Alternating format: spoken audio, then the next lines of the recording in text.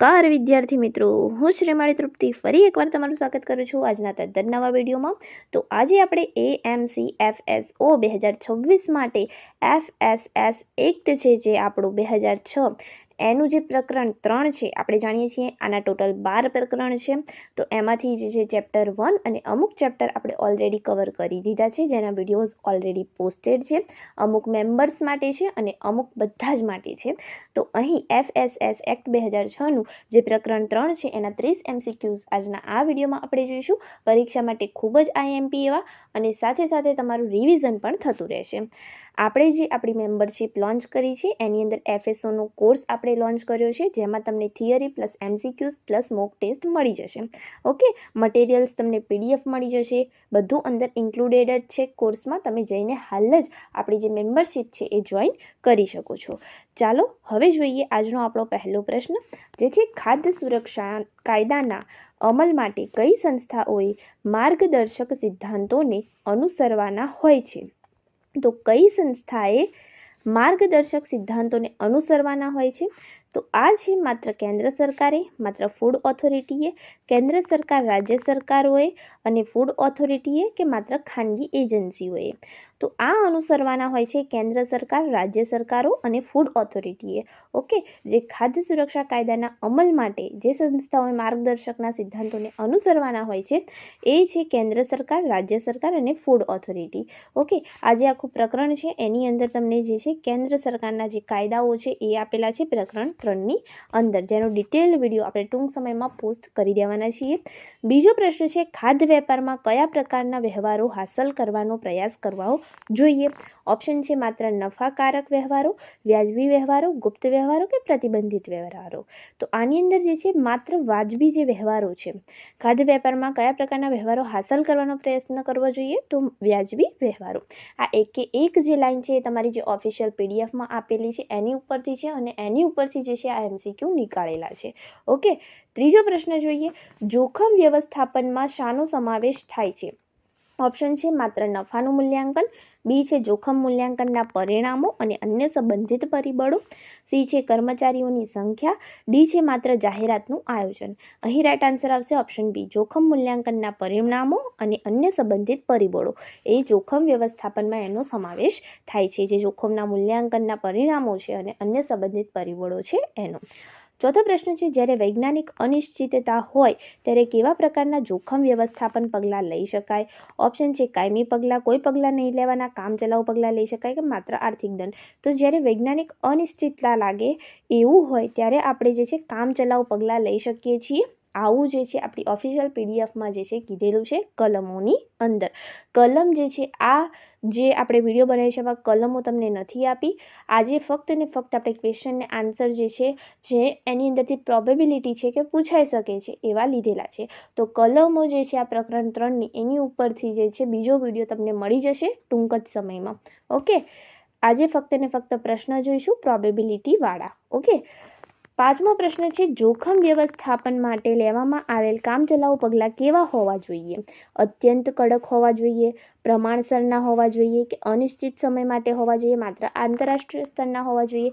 તો આ જે પગલાં છે એ કેવા હોય છે? પ્રમાણસરના હોય છે. ઓકે, તો પ્રમાણસરના હોવા જોઈએ. છઠ્ઠો પ્રશ્ન છે, અપનાવવામાં આવેલા જોખમ વ્યવસ્થાપન પગલાંની સમીક્ષા ક્યારે થવી જોઈએ?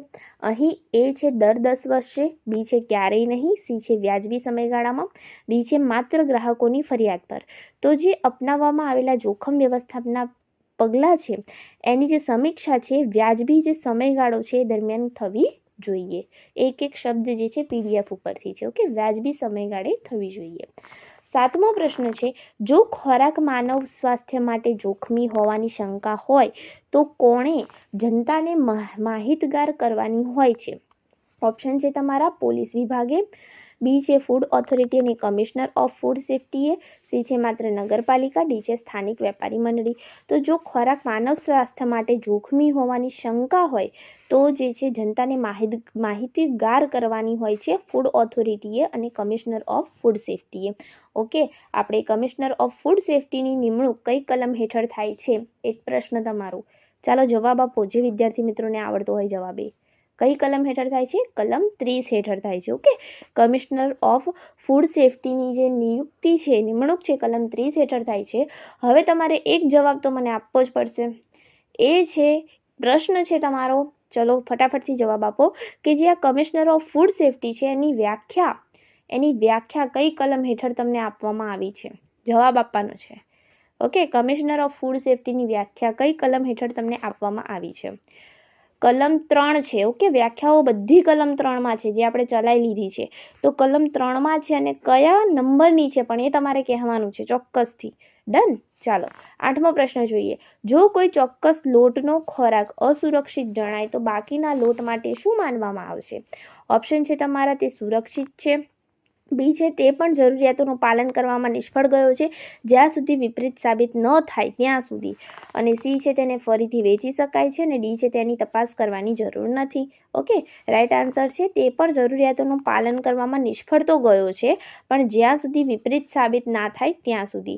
ઓકે, તો લોટ જે છે ખોરાક અસુરક્ષિત જણાય તો બાકીના લોટ માટે શું માનવામાં આવે છે કે જે નિષ્ફળ તો હશે પણ હજુ એ વિપરીત સાબિત નથી થયો, વિપરીત સાબિત ન થાય ત્યાં સુધી એને નિષ્ફળ ગયો છે, જરૂરિયાતોનું પાલન કરવામાં નિષ્ફળ ગયો છે, આખી બેચ જે છે નિષ્ફળ ગઈ છે એમ માનવામાં આવશે. રાઈટ. ચાલો 9મો પ્રશ્ન જોઈએ. ફૂડ ઓથોરિટીએ ધોરણો નક્કી કરતી વખતે કઈ બાબતો ધ્યાનમાં લેવી જોઈએ?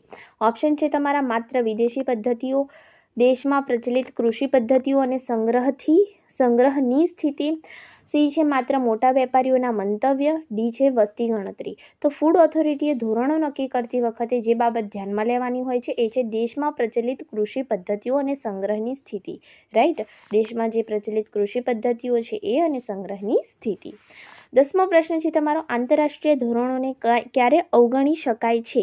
ઓપ્શન છે જ્યારે તે મોંઘા હોય, બી જ્યારે વૈજ્ઞાનિક વાજબીપણું હોય અથવા તે દેશના સંજોગોને અનુરૂપ ન હોય, સી છે જ્યારે વેપારીઓ ના પાડે, અને ડી છે ક્યારેય અવગણી શકાય નહીં. તો એવું નથી હોતું. જ્યારે વૈજ્ઞાનિક વાજબીપણું હોય અથવા તે દેશના સંજોગોને અનુરૂપ ન હોય ત્યારે તેને અવગણી શકાય છે. ઓકે, જ્યારે વૈજ્ઞાનિક વાજબીપણું હોય અથવા તે દેશના સંજોગોને અનુરૂપ ન હોય ત્યારે આંતરરાષ્ટ્રીય ધોરણોને અવગણી શકાય છે. ઓલરાઈટ. ચાલો 11મો પ્રશ્ન છે. જોખમ મૂલ્યાંકન રિસ્ક એસેસમેન્ટ છે એ કેવી રીતે હાથ ધરવું જોઈએ? ઓપ્શન છે અહીં તમારા ગુપ્ત રીતે ધરવું જોઈએ, સ્વતંત્ર ઉદ્દેશ્ય અને પારદર્શક રીતે ધરવું જોઈએ, માત્ર સરકારી અધિકારીઓ દ્વારા ધરવું જોઈએ કે પક્ષપાતી રીતે ધરવું જોઈએ.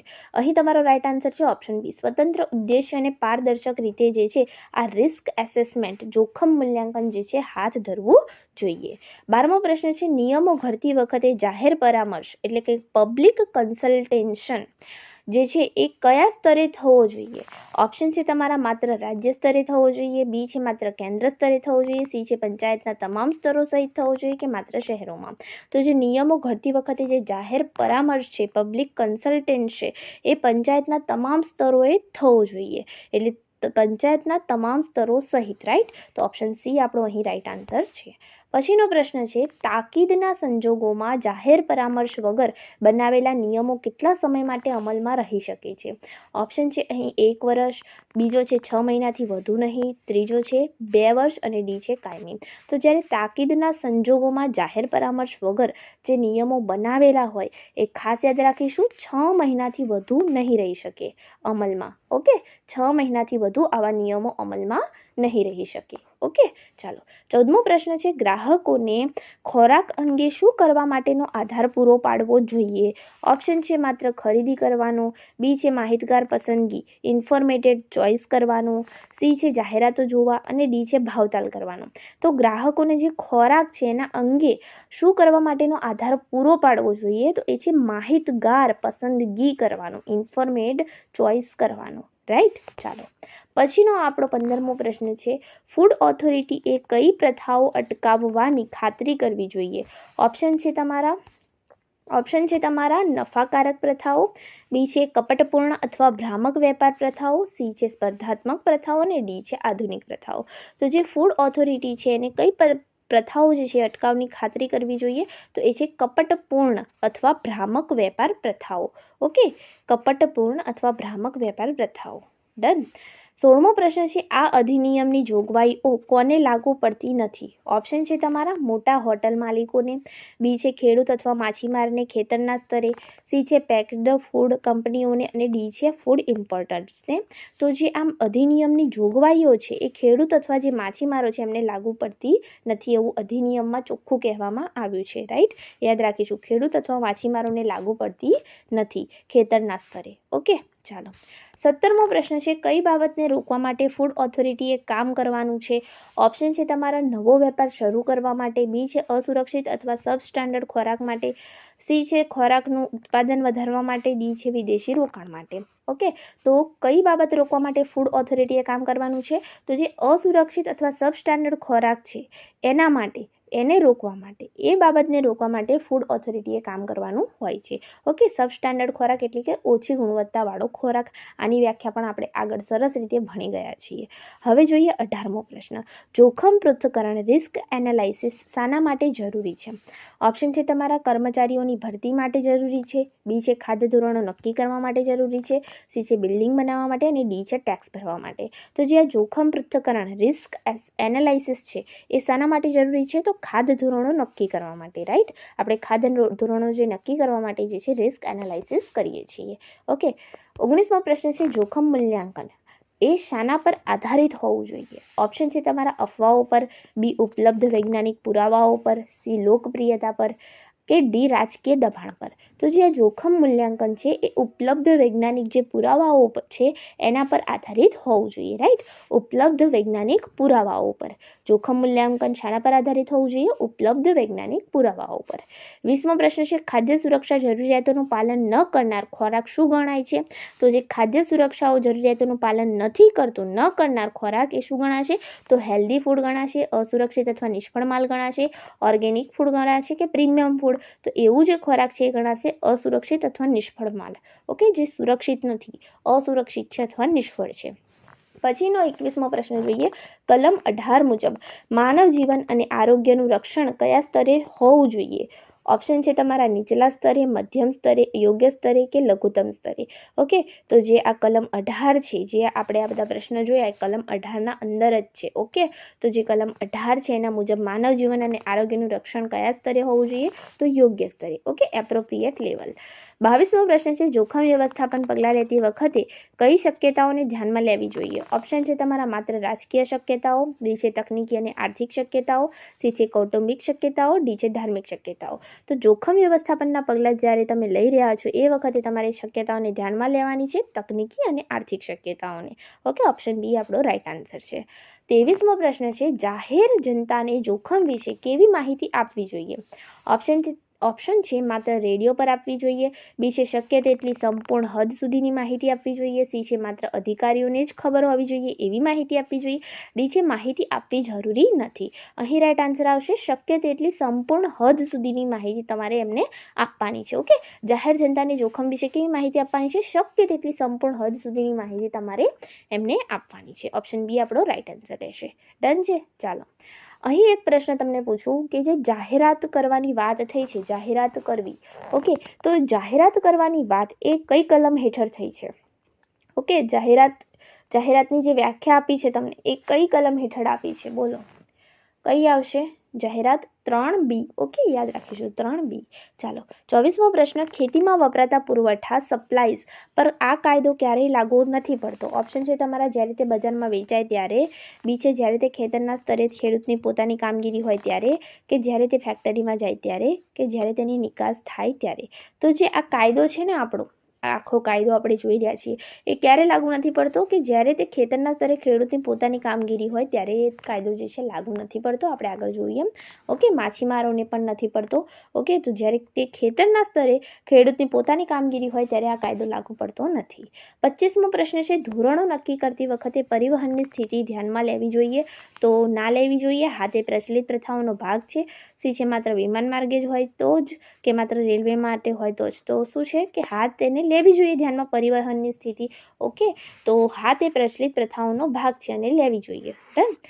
26મો પ્રશ્ન, ખાદ્ય સુરક્ષાના સામાન્ય સિદ્ધાંતો કયા પ્રકરણમાં આપેલા છે? ઓપ્શન છે તમારા પ્રકરણ 1, પ્રકરણ 2, પ્રકરણ 3 કે પ્રકરણ 4. તો આપણે જેના MCQ જોઈ રહ્યા છીએ પ્રકરણ 3. ઓકે, પ્રકરણ 3ની અંદર તમને ખાદ્ય સુરક્ષાના સામાન્ય સિદ્ધાંતો આપેલા છે. ખાસ યાદ રાખીશું, પરીક્ષા માટે મોસ્ટ IMP ગણીને જ આ પ્રશ્ન તમારે યાદ રાખવાનો છે કે ખાદ્ય સુરક્ષાના સામાન્ય સિદ્ધાંતો એ પ્રકરણ 3માં આપેલા છે.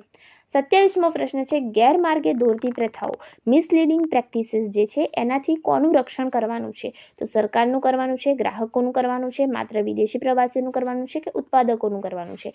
તો ગેરમાર્ગે દોરતી જે પ્રથાઓ છે, મિસલીડિંગ પ્રેક્ટિસીસ છે, એનાથી તમારે ગ્રાહકોનું જે કન્ઝ્યુમર્સ છે એમનું રક્ષણ કરવાનું છે. ઓકે, ગ્રાહકની વ્યાખ્યા કઈ કલમ હેઠળ આપેલી છે? બોલો ચાલો, કારણ કે આપણે વ્યાખ્યાઓ ભણી ગયા છીએ એટલે એક એક પ્રશ્ન તમને પૂછી રહી છું. તો ગ્રાહકોની વ્યાખ્યા કઈ કલમ હેઠળ આપેલી છે? Consumer, right. ચલો જવાબ આપજો કમેન્ટમાં, ના આવડતું હોય તો સર્ચ કરીને જવાબ આપજો. 28મો પ્રશ્ન છે, વૈજ્ઞાનિક અનિશ્ચિતતા એટલે શું? ઓપ્શન છે તમારા વિજ્ઞાનનો અભાવ, બી જ્યારે આરોગ્ય પર અસરોની શક્યતાઓ હોય પણ પુરાવા અધૂરા હોય, કે લેબોરેટરી બંધ હોવી, કે વૈજ્ઞાનિકોની હડતાલ. તો વૈજ્ઞાનિક અનિશ્ચિતતા એટલે શું થાય? તો જ્યારે આરોગ્ય પર અસરોની શક્યતા હોય પણ પુરાવા કેવા હોય આપણી પાસે? અધૂરા હોય. ઓકે, જ્યારે આરોગ્ય પર અસરોની શક્યતા હોય પણ પુરાવા આપણી પાસે અધૂરા હોય એ વૈજ્ઞાનિક અનિશ્ચિતતા કહેવાય. એટલે પુરાવા તમારી જોડે પૂરા હોવા જોઈએ, રાઈટ.